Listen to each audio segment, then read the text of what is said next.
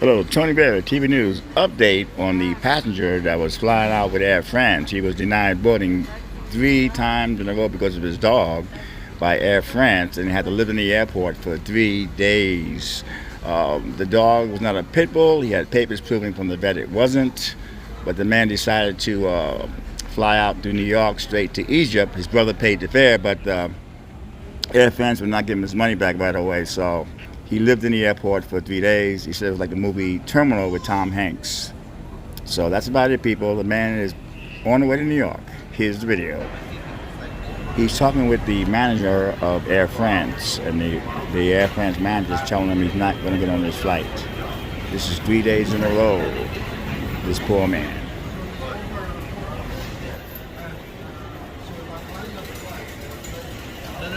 Okay, go ahead. All right. So incident one this morning, I was sleeping in that corner right there. The guys were just like pretty much. This one was my pillow, and this one was just like that, shut completely. Yeah. And I woke up and it was wide open. Okay. Yeah. And I thought it would be safe, and it's not only that. Something woke me up. This is very important. Something woke me up, told me to look up there, and it was a guy with these construction guys taking a picture of my bag. It is unbelievable that I woke up at that time. That's why I extremely believe in God and extremely believe in messages that He could send. Yeah. This not it's been happening to me multiple times. The more people being like that with me. So I look up and I see somebody taking a picture, and I was like, oh. And what is he taking a picture of? And I went out and see the bag open. I was like, oh my God, what is there? Something going on? Like it's been going on, and I was like, you know what? I'm gonna call the police, because if you put anything in there, Yeah, go to check in. exactly. I'm done. And they have a way to cover cameras. Oh, yeah, cameras everywhere. Oh, but there's a group like this. They will stand and they will cover the camera. Yeah. I saw that happen twice already. Because when you stay at the airport for long, you observe things that people in and out don't observe. So basically, they will stand like a group like this. They will stand, put their bags, and then they open it, and then they can do whatever they want. And the camera, I mean, it could be blocked. There is ways. There's so many cameras though, man. I You're hope right so. though. I hope so. I want to see.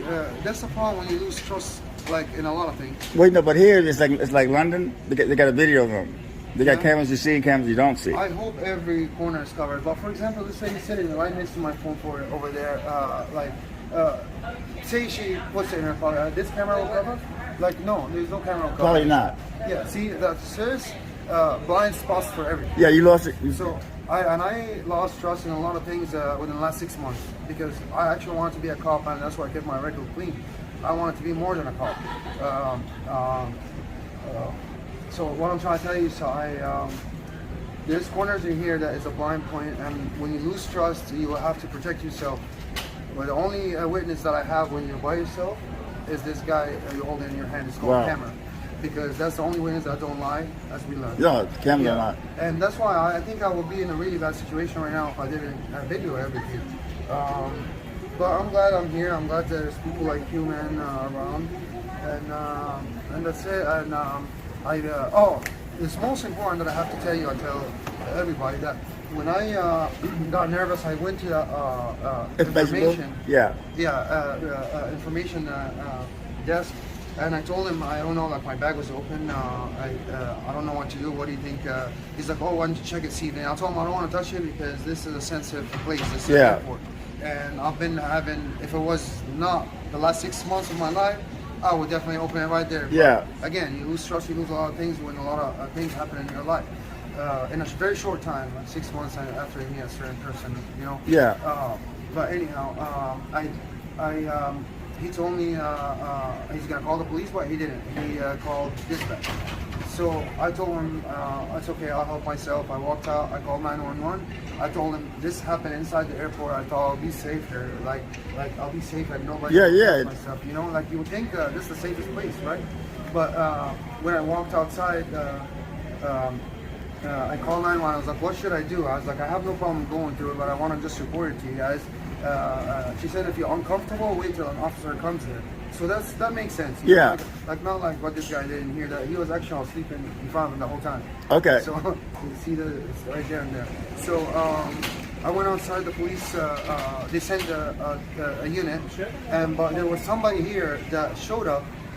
Like he is the one was assigned to that call. Okay. Yeah, but and I didn't discover that till I'll tell you later what happened. So I'm talking to him. I'm telling him what happened. This opening is like, okay, it's your bag. I open, see there's nothing in it. So I was like, okay, at least you're my witness. You know, I walked out. I was sleeping. I walked. This camera is like you say. Yeah. Like if something is going on, they will prove my innocence. So I went in there and I opened. I emptied everything for him. Yeah. And I showed him, and and then by the time I do that, 2 officers show up. Said, "Hi, are you ready?" I was like, "We're assigned to this call," and I was like, "Oh, how did you know then?" I don't know. Why did you? He's like, "Oh, I was assigned to the call too."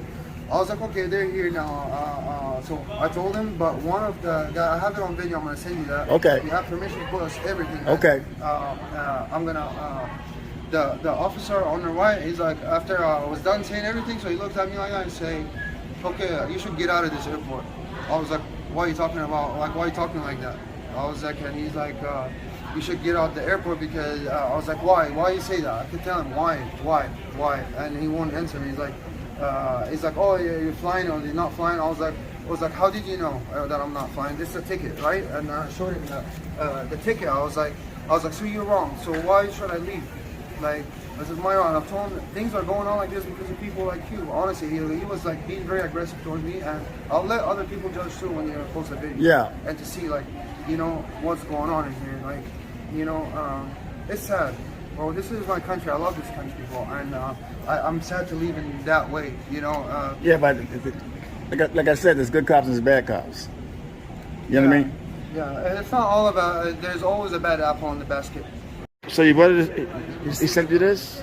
Yes. And what is this? This is shows that it's a Staffordshire Terrier and he's mixed. So it looks just like that with the ears. The pit bulls have shorter ear and smaller and more bulky. Like they have bigger muscles. Okay. So, you know it? Sit. Yeah. Okay, he's on the phone with his brother, talking with his brother that's in Egypt, that's going to pay for his ticket to Egypt right now to get him on that flight. So I'm going to keep you guys updated.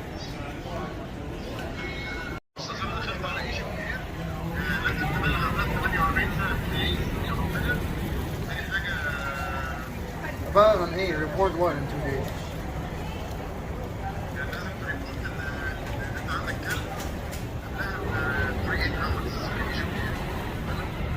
For the dog park. Yeah, 48 hours. That's what my brother said. You mean 48 hours? 48 hours, you have to let Egypt Air know in advance about the dog. Okay, so you're gonna. So that's a screenshot of the picture.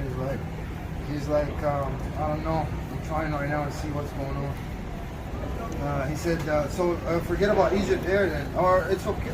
I'll sleep in the airport for 48 hours. Yeah. Right? I mean, Yeah. Well, you have no choice.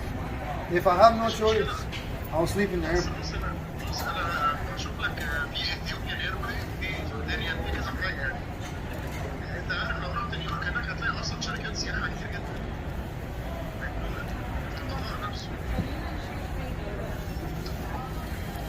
Okay, that sounds good.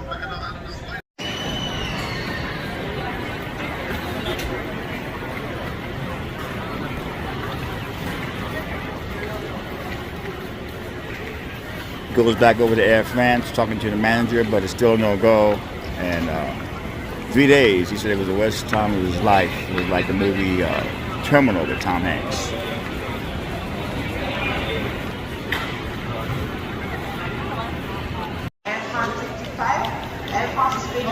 So that's a wrap. He's going to fly to New York City and get a direct flight to Egypt, and his brother will pay the fare because the refund from Air France will not come faster. That's about it, folks. I hope you enjoyed the video.